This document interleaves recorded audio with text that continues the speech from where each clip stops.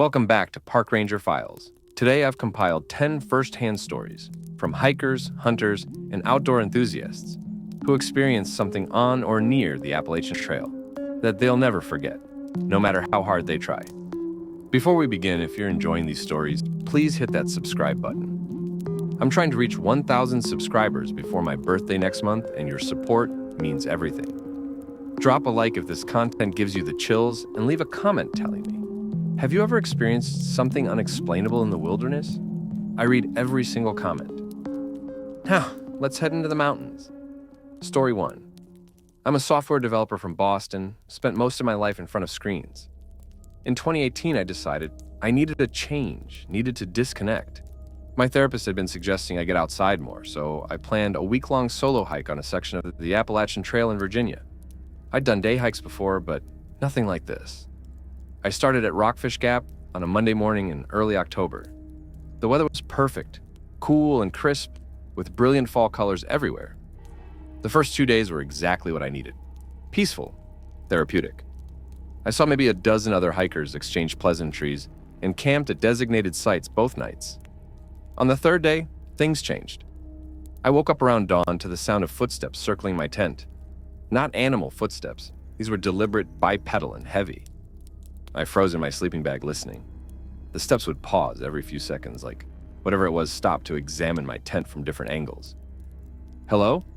I called out, my voice shaking more than I wanted to admit. The footsteps stopped immediately. Complete silence. I waited 5 minutes before unzipping my tent and looking outside, and nothing. No one. But I noticed something odd. There were no footprints in the dirt around my tent, even though the ground was soft enough that my own prints from the night before were clearly visible. I convinced myself I'd imagined it, maybe heard a deer, or my mind playing tricks in that half-awake state. I packed up and continued north on the trail. Around midday, I stopped at a rocky outcropping to eat lunch and check my map. The view was incredible, rolling mountains as far as I could see. I sat there for maybe 20 minutes, enjoying the solitude. That's when I noticed someone standing in the trees about 50 yards down the trail I'd just come from. It was a figure, human-shaped, but something was wrong with the proportions. Too tall, maybe 7 feet, and the limbs seemed too long. It was partially obscured by trees, but I could make out what looked like dark clothing or maybe just dark skin. It wasn't moving, just standing there. "Hey," I shouted, waving. "You okay?" No response. The figure remained perfectly still. A chill ran through me that had nothing to do with the temperature. I quickly packed my lunch, shouldered my pack, and started hiking. Fast. I didn't look back for the first 10 minutes, but when I finally did, I saw the figure again, closer now, maybe 30 yards behind me, standing in the middle of the trail. My heart was pounding. I broke into a jog, which is difficult with a 40-pound pack, but adrenaline is a hell of a motivator. The trail was rocky and uneven, and I nearly twisted my ankle twice. Every time I looked back, the figure was there, always the same distance behind me, never seeming to hurry, but somehow keeping pace. This went on for over an hour. I was exhausted, drenched in sweat, and genuinely terrified. Finally, I came around a bend and saw 2 hikers coming toward me, a couple in their 50s with matching gear. "Thank God," I gasped, looking behind me. The figure was gone. The couple looked concerned and asked if I was all right. I tried to explain about being followed, but when we walked back down the trail, there was nothing and no one there. They were kind enough, suggested maybe I'd seen a bear standing upright or tree stump that looked human-shaped in the shadows. But I know what I saw, and I know it was following me. I hiked with that couple for the rest of the day, and they let me camp near them that night. I didn't tell them, but I barely slept. Every sound had me bolt upright, expecting to hear those footsteps again. The next morning, I made an excuse about needing to cut my trip short and hike to the nearest road crossing. I hitched a ride into town and caught a bus back to Boston. I haven't been hiking alone since, and I don't plan to ever again. Story 2. I'm 67 years old now, but this happened when I was 52, back in 2007. I'd been hiking sections of the Appalachian Trail for years, usually with my hiking group, but sometimes alone when I needed time to think. My husband had passed away the year before, and walking in the mountains was the only thing that helped with the grief. It was late September, and I decided to do a 3-day solo hike through Shenandoah National Park. I'd done this section before, knew it well, and felt comfortable with the terrain. The first night, I stayed at a shelter, one of those 3-sided wooden structures along the trail. There were 2 other hikers there, young men in their 20s, doing a through hike. We chatted briefly, shared some trail mix, and went to bed early. I woke up sometime after midnight to the sound of voices. At first, I thought the young men were talking, but when I opened my eyes, I could see them both in their sleeping bags, clearly asleep. The voices were coming from outside the shelter, from the woods. They were having a conversation, at least a dozen different voices, men and women, maybe children too. I couldn't make out the words, but the cadence was normal, like people at a dinner party, having multiple overlapping conversations. I sat up listening. One of the young men stirred and whispered, "You hear that?" "Yeah," I whispered back. We both listened for several minutes. The voices continued, never getting louder or softer, never moving closer or farther away. The other hiker woke up too, and the 3 of us sat there in the dark, listening to what sounded like a crowd of people talking in the middle of the forest at 2 a.m. "Should we check it out?" one of the young men asked. "Absolutely not," I said firmly. Something about those voices felt wrong.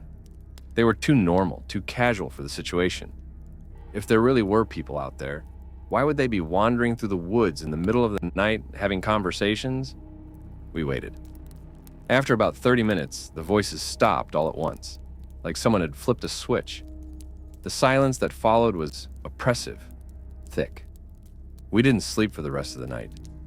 At first light, we packed up and examined the area around the shelter.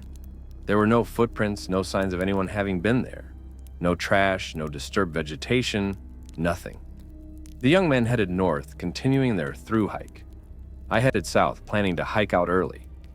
But that night, camped alone in my tent, I heard the voices again.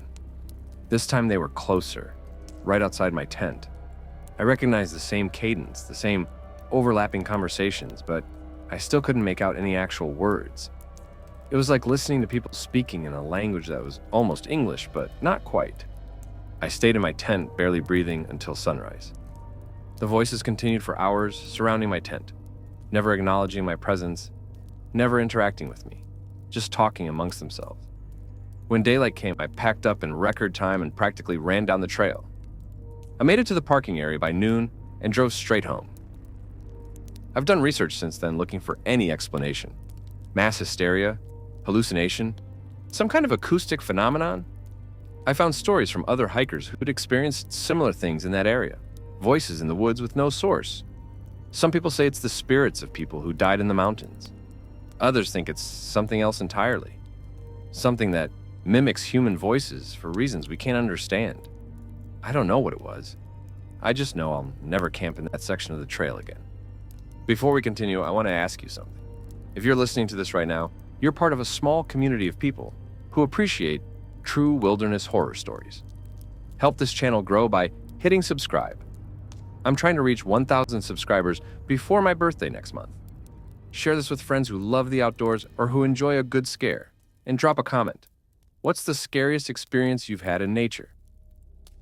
Now, let's continue with our third story. Story 3.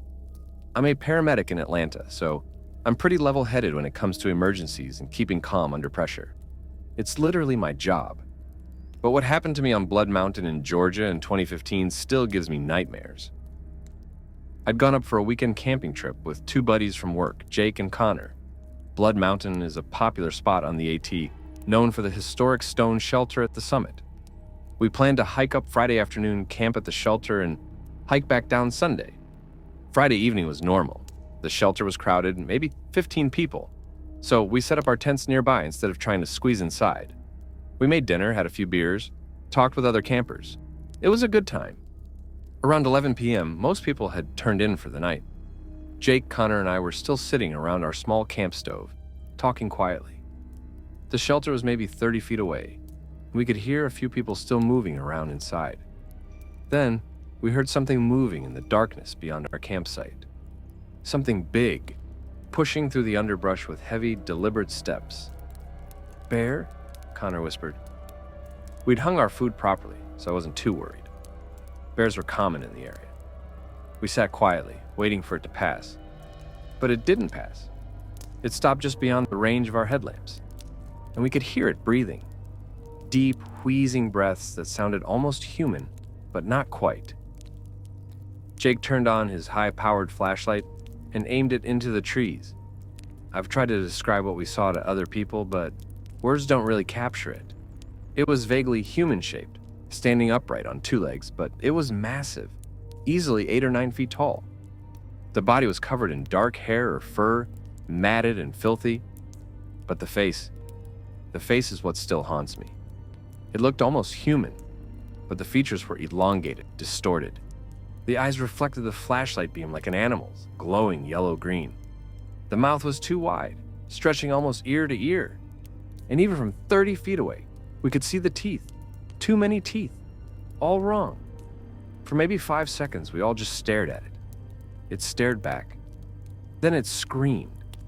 Not a roar, not a howl, but a scream that sounded like a woman being murdered, mixed with something that shouldn't exist. The sound was so loud, so piercing, that I felt it in my chest. People in the shelter started shouting. Someone yelled, "What the hell was that?" The thing took a step toward us, and that broke our paralysis. We scrambled for the shelter, not even bothering with our gear. All 15 of us crammed inside. Someone pulled the door closed, and we waited. We could hear it moving around outside. It circled the shelter several times, sometimes scratching at the stone walls, sometimes making that horrible wheezing sound. Twice more it screamed, and each time someone in the shelter would start crying or praying. This went on for over 3 hours. Finally, maybe around 2:30 a.m., the sound stopped. We waited until sunrise before anyone dared to go outside. Our campsite had been destroyed, tents torn apart, gear scattered everywhere. Our packs had been opened, food containers crushed and empty. But here's the thing that really got to me. There were handprints in the dirt around the shelter. Not paw prints, handprints. But they were huge, easily twice the size of mine. And the fingers were too long, the proportions all wrong. We grabbed what we could salvage and hiked down the mountain without even making breakfast. At the trailhead, we reported what happened to a Forest Service ranger. He looked uncomfortable, said they'd gotten similar reports from Blood Mountain over the years. "What do you think it is?" I asked him. He shook his head. "Above my pay grade. But you're not the first people to come down from that mountain looking like they've seen a ghost." I've looked into it since then. Blood Mountain has a long history of strange sightings, going back to Native American legends. Cherokee stories talk about giants and moon-eyed people in those mountains. Modern hikers report everything from Bigfoot sightings to encounters with something that doesn't fit any known category. I don't know what we saw. Jake and Connor won't talk about it anymore. Both of them get visibly uncomfortable when it comes up.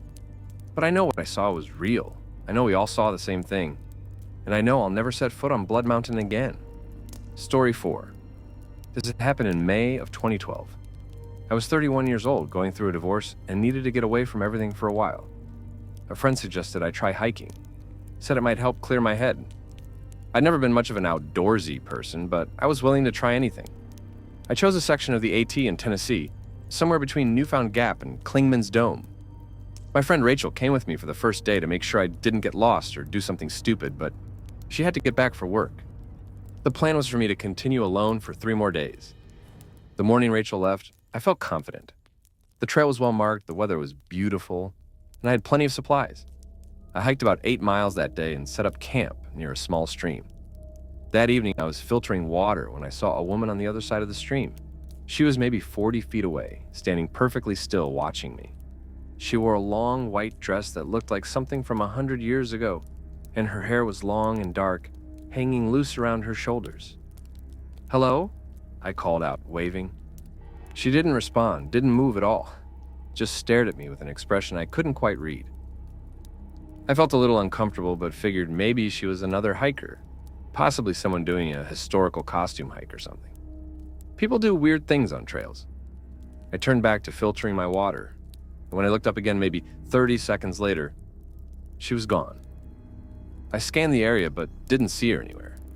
The forest was thick though, so I assumed she'd just walked into the trees. That night I kept my headlamp close. I'm not sure why, but I felt uneasy. Around midnight, I woke up to the sound of humming. A woman's voice, soft and melodic, humming a tune I didn't recognize.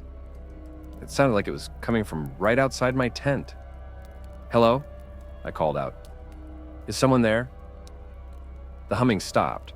I waited for a response, but got nothing. After a few minutes of silence, I convinced myself it had been the wind or my imagination, but I didn't sleep well the rest of the night. The next day, I packed up early and started hiking. I'd gone maybe 2 miles when I saw her again. The same woman in the white dress, standing on the trail ahead of me, maybe 50 yards away. This time she was facing me directly. I stopped walking. Something about her felt wrong now. The way she stood was too still, too perfect. And even from a distance, I could see that her eyes were completely black. No whites, no color, just black. "Excuse me," I said loudly, my voice shaking. "You're blocking the trail." She tilted her head to the side in a motion that was too smooth, too fluid, almost mechanical. Then she smiled, and that smile stretched too wide, revealing teeth that were too white, too perfect. I backed up a step, then another. She started walking toward me, still smiling, and her movements were all wrong. She glided more than walked, her feet barely seeming to touch the ground. I turned and ran. Just flat out ran back the way I'd come, my pack bouncing painfully against my back. I didn't look behind me for the first few minutes, too terrified of what I might see. When I finally did glance back, she was there, maybe 20 feet behind me, still gliding along the trail, still smiling, her black eyes fixed on me. I ran for over an hour, pushing myself to the point of exhaustion. My lungs burned, my legs screamed, but pure terror kept me moving. Finally, I burst into a clearing where 2 other hikers were taking a break. I must have looked insane, gasping for breath, wild-eyed, sweat-soaked. They asked if I was okay, if I needed help. I looked back down the trail. The woman was gone. I tried to explain what had happened, but even as the words came out of my mouth, I knew how crazy they sounded. The other hikers were kind, suggested I might be dehydrated or experiencing altitude sickness. They shared their water with me and convinced me to hike with them to the next shelter. But that night, camped at the shelter with 6 other people, I saw her again. She was standing in the trees just beyond our campfire light, barely visible in the darkness, but I could see that white dress and those black eyes. I grabbed a guy next to me and pointed. "Do you see her? The woman in white?" He looked where I was pointing. "I don't see anyone." I stared at her and she stared back. Then she raised one hand and beckoned to me, that same "come here" gesture. I felt an almost overwhelming urge to stand up and walk toward her, but I fought it, gripping the edge of my seat so hard my knuckles turned white. "I need to leave," I told the group. "I need to get off this trail." They thought I was having some kind of breakdown, which I guess I was, but several people agreed to hike out with me, at first light, concerned enough about my mental state that they didn't want me to be alone. We left at dawn, and I hiked the 8 miles to the nearest road in near silence. Every time I looked into the trees, I thought I saw her, always watching, always smiling. I made it to the parking area and drove straight home, a 12-hour drive that I did in one stretch because I couldn't stand the thought of stopping. I've done research since then, looking for any explanation. The closest thing I found were stories about the White Lady, a ghost or spirit that appears on various sections of the AT. Descriptions vary, but the common elements are the white dress, the unnatural stillness, and the black eyes. Some people say she's a woman who died on the trail and now lures hikers to their deaths. Others think she's something older, something that was in these mountains long before the trail existed. I don't know what she was. I just know that I'll never go hiking alone again. And sometimes, even now, I'll catch a glimpse of white in my peripheral vision, and my heart will stop thinking she's found me again. Story 5. I'm generally a skeptical person. I'm an accountant, I deal in numbers and facts. But I can't explain what happened to me and my brother Kevin on the AT in North Carolina in October 2016. We'd planned a 5-day hiking trip, just the 2 of us. Kevin had just finished his master's degree and wanted to celebrate before starting his new job. We'd hiked together plenty of times before, knew what we were doing, had good gear and experience. The first 3 days were perfect. Good weather, beautiful scenery. We were making great time. On the 4th night, we set up camp in a small clearing about 50 yards off the trail. It was a nice spot, flat and surrounded by trees, with a good view of the stars. We made dinner, hung our food properly, and were sitting by our small camp stove talking about Kevin's new job when we heard the first rock hit the ground. It wasn't close, maybe 30 yards away in the darkness, but we definitely heard it. A distinct thunk of something hitting the forest floor. "Probably just a branch falling," Kevin said. Then another rock hit, this one closer, maybe 20 yards away. Then another, then another. We turned on our flashlights and scanned the woods, but didn't see anything. The rocks kept falling all around our campsite, creating a perimeter. They weren't big, fist-sized mostly, but they were definitely rocks, not branches or pine cones. "That's weird," I said, which was an understatement. Then we heard something that made my blood run cold. Laughter. Not friendly laughter, but mocking, mean-spirited laughter, coming from the darkness on all sides of our campsite. The rock throwing intensified. Now they were landing closer, some coming within 5 feet of us. We scrambled into one of our tents, zipping it closed like that would somehow protect us. For the next 4 hours, rocks pelted our campsite. Some hit our tent, hard enough that we thought they might tear through the fabric. The laughter continued, sometimes sounding like one voice, sometimes like many voices. They would call out to us, saying things we couldn't quite understand. Words that sounded almost like English, but weren't. We huddled in that tent, both of us too terrified to speak. Kevin tried calling 911 on his phone, but we had no signal. We considered making a run for it, but the thought of going out there in the darkness while being pelted with rocks and surrounded by whatever was laughing at us seemed worse than staying put. Around 3 a.m., everything stopped. The rocks, the laughter, everything.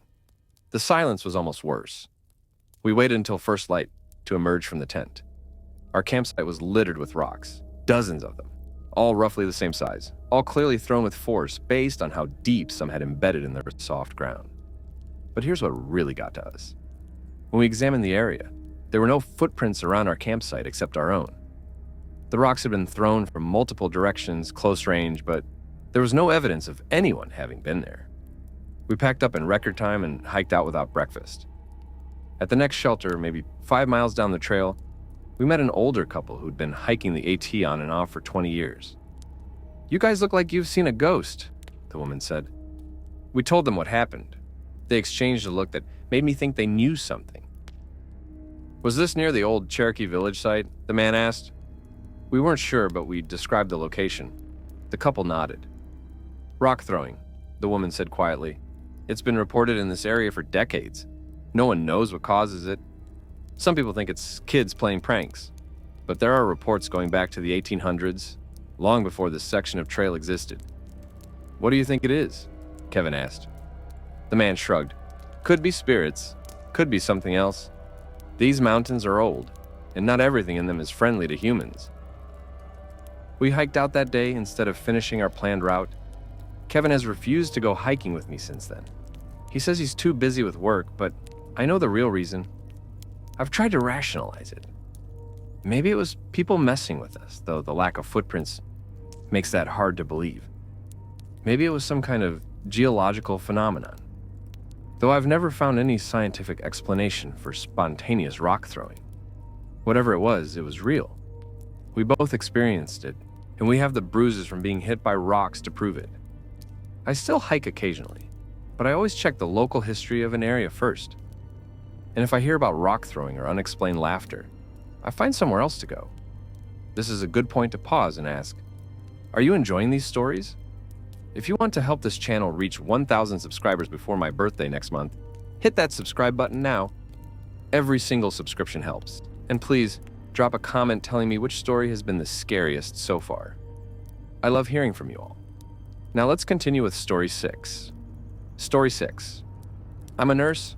I work night shifts at a hospital in Richmond, Virginia, so I'm used to strange hours and being awake when most people are asleep. But what happened to me in May 2019 on the AT completely defied logic. I'd taken a week off work to do a solo hike, something I'd wanted to do for years. I'm a very organized person, had maps, GPS, all my shelters planned out in advance. I knew exactly where I'd be sleeping each night. Day 3 of my hike, I was heading toward a shelter called Thunder Hill. According to my map and guidebook, it was 11.3 miles from where I'd camped the night before. I started early, made good time, and by 4 p.m., I'd hiked what my GPS confirmed was 11.3 miles. But there was no shelter. I checked my GPS again, checked my map. I was definitely in the right location. The trail markers confirmed it. But where Thunder Hill Shelter should have been, there was just forest. I walked back and forth along the trail for 15 minutes, thinking maybe I'd missed a side trail or the shelter was more hidden than I expected. Nothing. The sun was setting, and I didn't have time to hike to the next shelter, which was another 7 miles. I'd have to make camp wherever I could find a flat spot. I pushed into the woods off the trail, looking for a suitable camping spot, and that's when I saw it. A shelter. Not Thunder Hill Shelter as it appeared in my photos from the guidebook, but a shelter nonetheless. It was old, really old. The wood was weathered gray, and parts of the roof looked like they might collapse at any moment. But it had 3 walls and a partial roof, better than sleeping fully exposed to the elements. I approached cautiously. The area around it was overgrown, like no one had been there in years. There was no fire ring, no logbook, none of the usual signs of an active shelter. But I was tired, and it was getting dark, so I decided to stay there. I set up my sleeping bag inside, made a simple dinner on my camp stove, and settled in for the night. Around midnight, I woke up to voices. At first, I thought other hikers had arrived, but when I opened my eyes, I saw people inside the shelter with me. Maybe 6 or 7 of them, sitting around a fire that definitely hadn't been there when I went to sleep. They were dressed strangely in what looked like clothes from the 1930s or 40s. Work clothes, simple dresses. They were talking to each other, laughing, passing around a bottle of something. I sat up and they all turned to look at me. That's when I realized I could see through them, just slightly, transparent like images projected on smoke. One of them, an older man with a weathered face, smiled at me. "Lost, are you?" I couldn't speak, couldn't move. My brain was trying to process what I was seeing and failing completely. "Don't worry," a woman said kindly. "Lots of folks get lost in these mountains. This shelter's seen many a weary traveler." What is this?" I finally managed to ask. The older man took a swig from the bottle. This is Thunder Hill Shelter. Or it was back when it stood. Been gone nigh on 50 years now, I reckon." "That's impossible," I whispered. "Is it?" He gestured around. "Yet here you are, sleeping in it." I looked down at my sleeping bag, at the floor beneath me. It looked solid, felt solid. But these people were transparent, ghostly. "What happened to you all?" I asked. The woman's smile faded. "Winter of 38. Storm came through, worse than anyone had seen. We were caught up here, couldn't make it down the mountain. Froze to death, all of us, right here in this shelter. We stay on," the old man said. "Keep watch over the mountain, help those who need it." They talked to me for hours, told me stories about the mountain, about the trail before it was officially the Appalachian Trail, about the people who'd passed through over the decades. They were kind, these ghosts, almost comforting in their strange way. As dawn approached, they began to fade. The old man was the last to go. "Follow the trail north," he said. "You'll find your way." Then he was gone, and I was alone in the ruins of a shelter that officially didn't exist anymore. I packed up and hiked out as the sun rose. A mile up the trail, I found the actual current Thunder Hill Shelter, the one that had been rebuilt in the 1990s. I met a through hiker there, making breakfast. I asked him about the old shelter. "Oh yeah," he said. "Original Thunder Hill Shelter was down the mountain a ways. Collapsed in the 80s, I think. They built this new one closer to the trail. Why?" I didn't tell him why. I just thanked him and continued hiking. Later, I did research. I found records of 7 people who died in a winter storm in 1938 near Thunder Hill. Their names matched some of the people I'd met that night. I don't believe in ghosts. At least, I didn't. But I know what I experienced was real. I slept in a shelter that no longer exists and talked with people who died 80 years ago. The mountains hold more than we understand, more than science can explain. And sometimes if you're lost enough, you might find yourself in a place that exists between what was and what is. Story 7. I work construction in Pennsylvania, been doing it for 20 years. I'm not scared of much. Not heights, not hard work, not long hours. But after what happened to me on the AT in 2017, I'm scared of one thing. The sound I'd heard in those mountains. It was August, hot as hell. I'd taken a few days off to hike and camp. Needed to get away from the city noise. I drove down to Maryland, started hiking near Harper's Ferry. First day was good, hot but good. I made camp that night near a stream, had a nice dinner, fell asleep listening to the water. Second day, I hiked about 12 miles, pushed myself hard in the heat, made camp in the early evening exhausted but satisfied. That's when I heard it for the first time. It started just after sunset. A sound from deep in the forest, almost like a tree falling, but wrong. It was organic, like something alive making that sound. A deep, resonant booming that I felt in my chest as much as I heard. I sat up, listening. The sound came again, closer this time. Boom! Like a giant drum being struck. Then I heard movement in the trees. Something big moving through the forest, breaking branches. The drumming sound came again, and I realized it was synchronized with the movement. Whatever was making that sound was also moving toward me. I grabbed my flashlight and knife, the only weapon I had. The sound got closer, the drumming getting louder, the trees shaking. I could see branches moving in the darkness, something massive pushing through the forest. Then it stopped, maybe 50 feet from my tent. The silence was worse than the sound. I waited, barely breathing, expecting it to rush my camp at any moment. Instead, I heard breathing. Deep, slow breaths that were too loud to be human. Each exhale was followed by that drumming sound, like whatever it was beating on its own chest. This went on for hours. It would move around my campsite, never getting closer than 50 feet, but never leaving either. Just circling, drumming, breathing. I didn't sleep at all that night. Just sat in my tent, knife in hand, listening. When dawn finally came, I heard it retreat, moving back into the deep forest with that same branch-breaking sound. I emerged from my tent exhausted and terrified. I should have packed up and left right then, but I was stubborn. Thought maybe it had been a bear or something explainable. I stayed another night. Big mistake. The second night, it came back, but this time it wasn't alone. I heard multiple drumming sounds, at least 3 different sources, all around my campsite. And this time, they vocalized. Not roars or growls, but sounds almost like words, deep and guttural, like someone trying to speak with a mouth not designed for human speech. They called back and forth to each other, these deep, booming voices in the darkness. Sometimes they would all drum in unison, a sound so powerful it vibrated my tent. I was convinced I was going to die. Whatever these things were, they had me surrounded, could have rushed my tent at any moment. But they didn't. They just kept circling, drumming, calling to each other. Around 3 a.m., I heard a new sound, footsteps approaching my tent. Not the heavy movement of whatever was drumming, but regular human footsteps, someone walking through my campsite. Then I heard a voice, human, a man's voice, speaking clearly. "Robert, come out, Robert." It knew my name. I hadn't told anyone my name. I was hiking alone, hadn't registered at any shelter, hadn't talked to anyone on the trail that day. There was no way anything out there should know who I was. "Robert," the voice said again, closer now. "We've been waiting for you. Come join us." The drumming stopped. Everything went silent, except for those footsteps circling my tent. "No," I said, my voice cracking. "Leave me alone." The footsteps stopped right outside my tent. I could see a shadow through the fabric, a human-shaped shadow, but too tall, maybe 7 or 8 feet.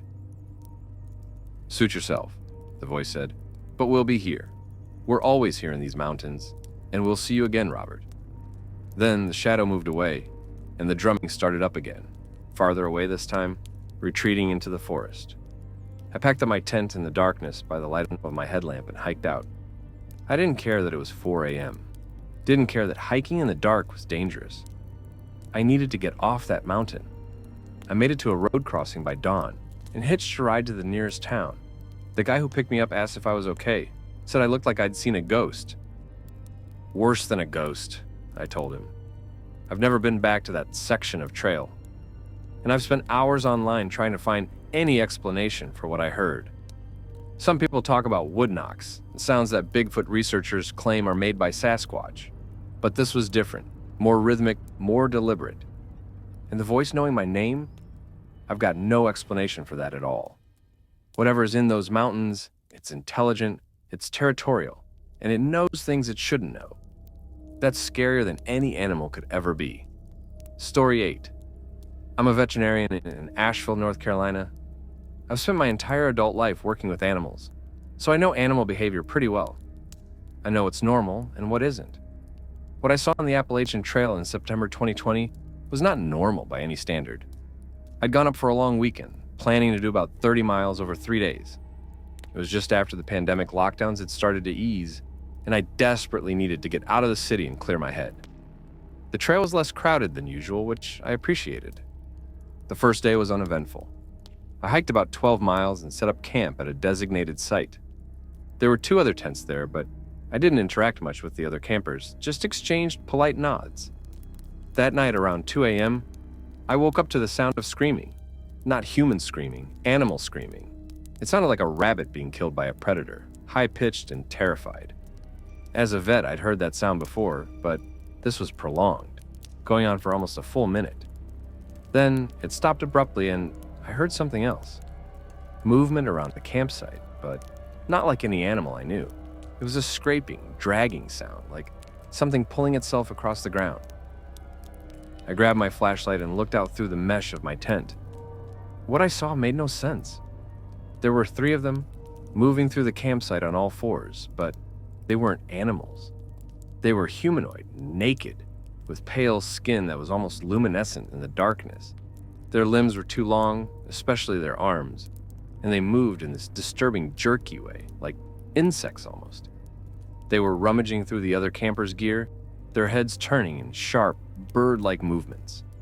I couldn't see their faces clearly from where I was, but I could see they had hair, long and stringy, hanging down. I watched, frozen as one of them found a food bag that hadn't been hung properly. It tore into it with its hands, which I now saw had extremely long fingers, almost twice the length of normal human fingers. It stuffed food into its mouth, eating frantically. The other 2 were doing the same at the other campsite. None of them made any sound except for the scraping of their bodies against the ground and the tearing of packaging. Then one of them stopped and turned its head directly toward my tent.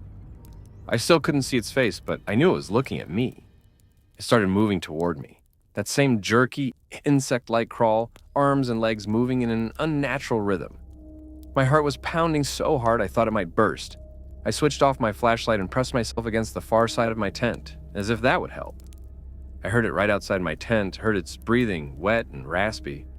Then I heard sniffing, like it was smelling me through the fabric. For what felt like hours, but was probably only a minute, it stayed there. Then I heard one of the other campers shout, "Hey, what the hell?" The thing outside my tent retreated quickly. I heard all 3 of them moving away, that scraping sound fading into the forest. I didn't come out of my tent until full daylight. When I did, the other 2 campers were already up, examining their destroyed campsites.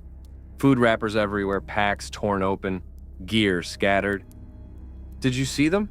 one of them asked me, a woman in her 40s. "Yeah," I said quietly. "What were they?" "I don't know," she said, and she looked genuinely terrified. "I saw one up close when I shouted. Its face, it didn't have a nose, just slits. And its eyes were huge, black like a shark's eyes. When it smiled at me, it had teeth like needles, rows and rows of them."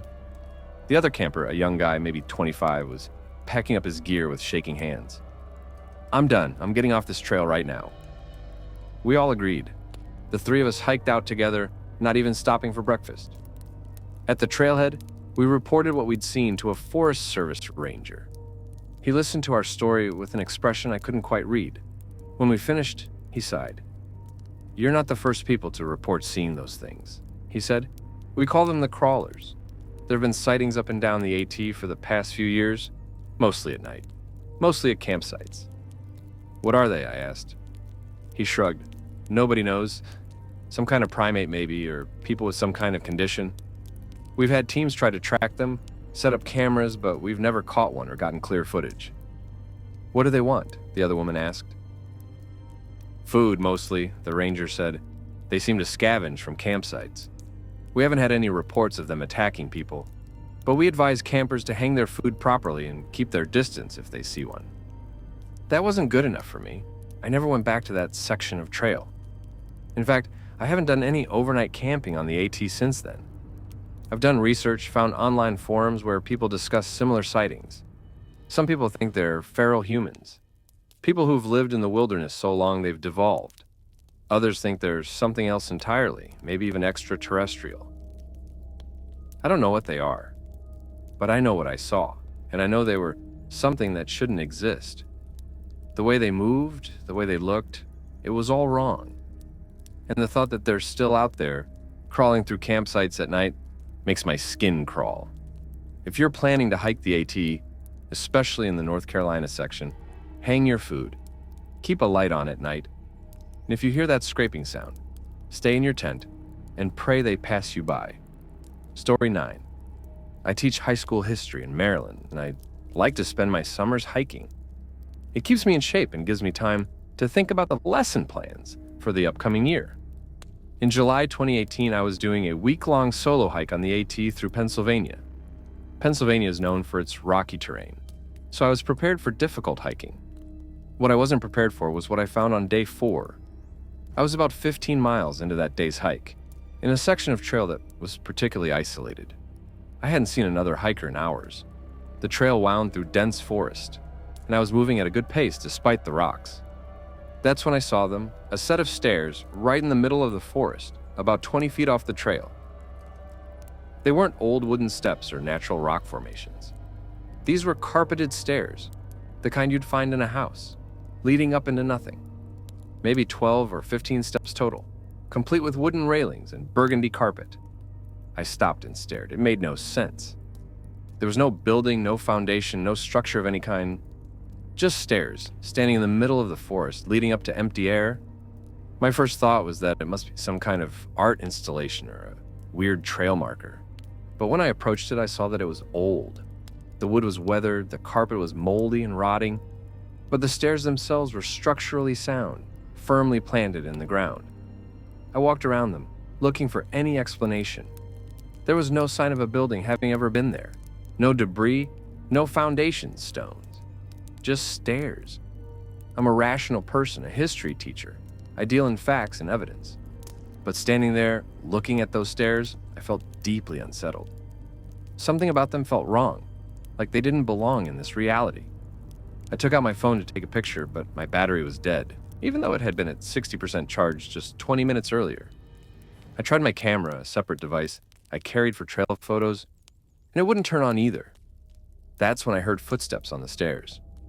There was nobody there, but I clearly heard footsteps, like someone walking up the stairs.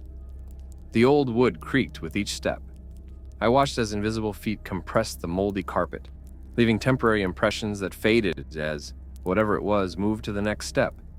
I backed away slowly, not taking my eyes off the stairs. The footsteps reached the top and stopped. Then I heard a door open, the distinct sound of a door handle turning and hinges creaking, even though there was no door. A voice spoke, a woman's voice, faint and distant, like it was coming from very far away. "Come upstairs, Thomas, we've been waiting." It knew my name. Just like in Robert's story from earlier, somehow it knew who I was. I ran. I don't think I've ever run that fast in my life. I followed the trail for probably 2 miles before I felt safe enough to stop. When I finally did stop, gasping for breath, I checked my phone. It was working again. Battery at 58%. My camera worked too. I tried to retrace my steps to find those stairs again and document them, but I couldn't find them. I spent an hour searching that section of forest, but the stairs were gone. That night at a shelter, I met a thru hiker named Danny, who'd been on the trail for 3 months. I casually mentioned finding strange stairs in the woods. His expression changed immediately. "You saw the stairs?" "Yeah," I said. "You know about them?" He pulled out a worn notebook and showed me sketches he'd made. Stairs, different styles, different locations, all along the AT. He documented 17 different sets of stairs over his 3-month hike. "They're everywhere," he said. "Different types, different conditions. Sometimes they're there, sometimes they're not. I've gone back to places where I've seen them and they're gone. Other hikers have reported the same thing." "What are they?" I asked. Danny shook his head. "Nobody knows, but here's the thing. Every person I've talked to who's actually climbed the stairs, they've disappeared. Never seen again." "What do you mean disappeared?" "I mean gone," he said. There was a woman last month, told me she was going to climb a set of stairs she'd found, see where they led. She posted about it in a hiking forum. Never heard from again. Her car was still at the trailhead. Her gear was gone, but she vanished. I felt cold. The stairs I found, I heard a voice telling me to come upstairs. Danny's eyes widened. You didn't climb them, did you? No, I said, I ran. He looked relieved. Good. I think those stairs are doorways or portals or something. Doorways is somewhere we're not meant to go. And whatever's on the other side, it wants people to climb up. I finished my hike, but I never forgot about those stairs. I've done research since then, found dozens of reports from Forest Service workers, hikers, and hunters who've encountered random stairs in forests across America, particularly in national parks and along the AT. Some people think they're remnants of old buildings, but that doesn't explain why there's never any other evidence of structures. Others think they're supernatural, portals to other dimensions or worlds. The Park Service doesn't officially acknowledge them, but some rangers will tell you off the record that they know about the stairs and they advise people never to climb them. I don't know what those stairs are or where they lead, but I know that whatever called my name from the top of those stairs knew who I was, and I'm grateful every day that I didn't climb up to find out what was waiting for me. If you ever see stairs in the middle of the forest, do yourself a favor. Don't climb them. Whatever's at the top isn't worth finding out about. Before I share the final story, I want to remind you one more time. If these stories are giving you chills, if you're enjoying this content, please subscribe to Park Ranger Files. I'm trying to reach 1,000 subscribers before my birthday next month, and I'm so close. Your subscription means everything to me. Hit that like button. Leave a comment about your own experiences or which story scared you the most, and share this video with anyone who loves wilderness horror. Now, let's get to our final story. Story 10. This is the hardest story for me to tell because, unlike the others, this one didn't end when I left the trail. I'm a graphic designer from Charleston. In April 2021, I decided to do a 5-day solo hike on the AT in Virginia. I'd been dealing with a lot of stress at work and thought some time alone in nature would help. The hike started off wonderful. Spring in the mountains is beautiful, everything blooming and green. I felt my stress melting away with every mile. For the first 3 days, everything was perfect.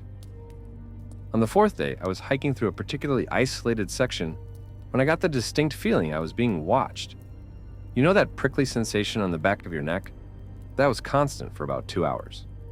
I kept turning around expecting to see another hiker or an animal, but there was never anything there. Still, the feeling persisted. That night, I camped alone near a small creek. I was filtering water when I saw something move in my peripheral vision. When I turned to look, I saw a figure standing in the trees about 40 yards away. It was humanoid, but wrong. Too thin, limbs too long, and it stood completely still in a way that no human could. I couldn't make out any facial features because of the distance and the shadows, but I could feel it staring at me.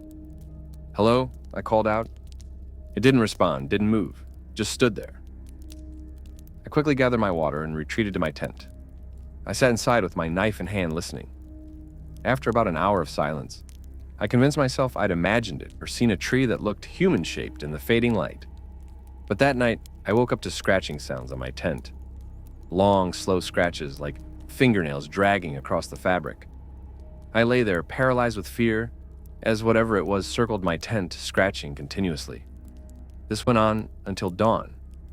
When I finally emerged, exhausted and terrified, there were no marks on my tent, no scratches, no evidence that anything had touched it. But I knew what I'd heard. I packed up and hiked out that morning, cutting my trip short by a day. The whole way to the trailhead, I felt like I was being followed, but every time I turned around, there was nothing there. I got home that evening, relieved to be in my apartment, safe in the city.